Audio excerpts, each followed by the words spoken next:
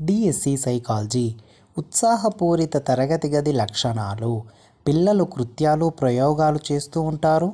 పిల్లలు ప్రశ్నిస్తూ ఉంటారు. పిల్లలు ఒకరితో ఒకరు చర్చిస్తూ ఉంటారు.